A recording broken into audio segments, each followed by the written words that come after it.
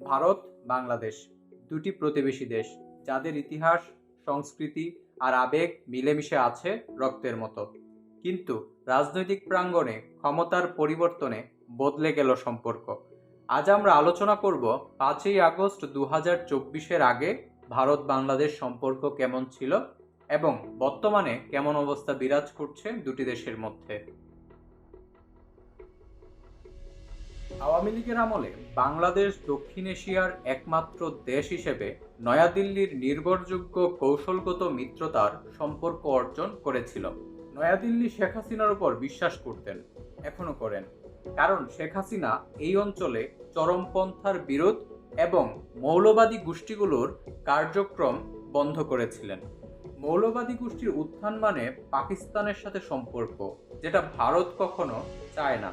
তাছাড়াও শেখ হাসিনার উপর আস্থা করে 2009 সালে আওয়ামী লীগ ক্ষমতায় আসার পর ভারত সরকার সফলভাবে উত্তর পূর্বাঞ্চলের বিচ্ছিন্নবাদী গোষ্ঠীগুলোকে দমন করেছে।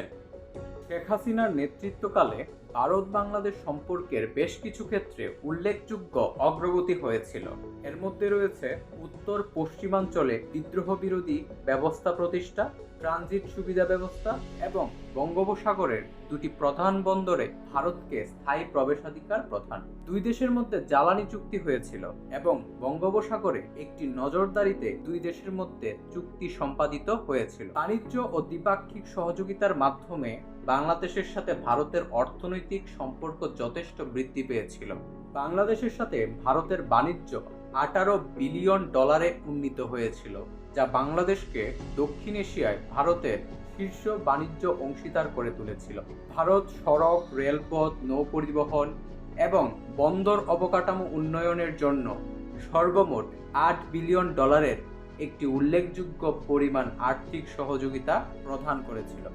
1996 সালে শেখ হাসিনার শাসনামলে ভারত বাংলাদেশ গঙ্গার পানি বন্টন চুক্তি স্বাক্ষরিত হয়, যা শেখ হাসিনার অর্জন বলা হয়। কিন্তু এগুলো ছাড়াও ভারত বাংলাদেশের মধ্যে দ্বিপাক্ষিক অমীমাংসিত কিছু বিষয় ছিল, যা শেখ হাসিনা সরকারকে সমালোচনার মুখে পড়তে হয়। এগুলোর মধ্যে রয়েছে 4 দশকের বেশি সময় ধরে অমীমাংসিত তিস্তা পানি বন্টন চুক্তি, সীমান্তে ভারতীয় সীমান্ত বাহিনীর দ্বারা হত্যা বন্ধ করার ব্যবস্থা করতে না পারার ব্যর্থতা।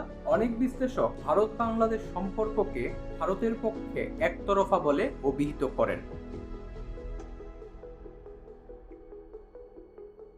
5ই আগস্ট 2024 আওয়ামী লীগের পতনের পর বদলে গেল ভারত বাংলাদেশ সম্পর্ক। বদলে যাওয়া সম্পর্কের শুরুটাও যেন শেখ হাসিনাকে ঘিরে।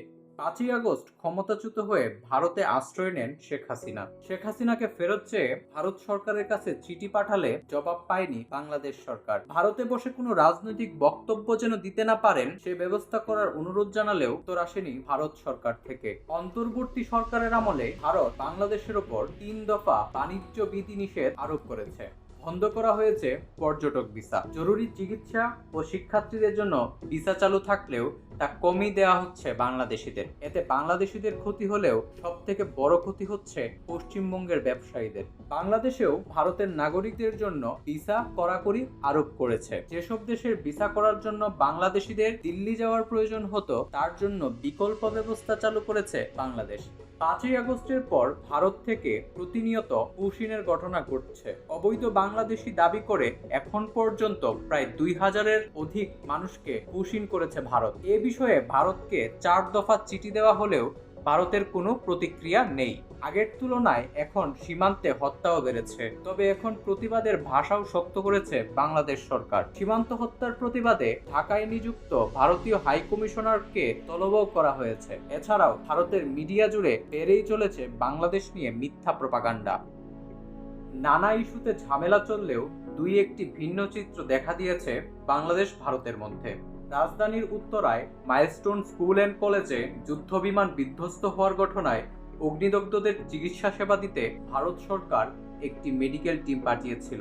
এবছরের 4 এপ্রিল থাইল্যান্ডে অন্তর্বর্তী সরকারের প্রধান উপদেষ্টা ডক্টর মোহাম্মদ ইউনূসের সঙ্গে ভারতের প্রধানমন্ত্রী নরেন্দ্র মোদীর বৈঠক হয়। এই বৈঠকের মধ্য দিয়ে দুই দেশের সম্পর্কে কিছুটা হলেও স্বস্তি ফিরলেও আবার বাংলাদেশের সাথে পাকিস্তানের যোগাযোগ বৃদ্ধিতে অস্থিরতাও দেখা দিচ্ছে ভারতের বুকে। ভারত বাংলাদেশের সম্পর্কের মধ্যে বর্তমানে একটি মিশ্র প্রতিক্রিয়া কাজ করছে। এমনকি বর্তমান অন্তর্বর্তীকালীন সরকারের উপদেষ্টাদের মধ্যেও এ ধরনের প্রতিক্রিয়া দেখা দিচ্ছে। উপদেষ্টা আসিফ মাহমুদ সজীব ভুঁইয়া বলেছেন, শেখ হাসিনার সাথে ভারতের করা অনেকগুলো চুক্তি বাতিল করা হয়েছে, আর এই কথাটি সত্য নয় বলে দাবি করেছেন অন্য আরেকজন উপদেষ্টা মোহাম্মদ তৌহিদ হোসেন। বাংলাদেশ ভারতের সম্পর্কের ভবিষ্যৎ কি হবে তা সময়ই বলে দিবে। তবে বর্তমানে বাংলাদেশ ভারতের সাথে সম্পর্ক চাইলেও আগের মতো একপাক্ষিক স্বার্থ দিয়ে চাইছে না। বাংলাদেশের অনেক বিশ্লেষকদের মতে বাংলাদেশে আধিপত্য বিস্তার করার চিন্তা থেকে ভারতকে বেরিয়ে আসতে হবে, তা না হলে দুই দেশের সম্পর্ক গতি আসবে না। আমাদের দুই দেশের কেন্দ্রে যে সরকারই হোক, যে দলই ক্ষমতায় থাক না কেন, তা আমাদের সম্পর্কের ওপর প্রভাব ফেলা উচিত নয়, কারণ সম্পর্ক পারস্পরিক স্বার্থ, পারস্পরিক শ্রদ্ধার উপর নির্ভরশীল।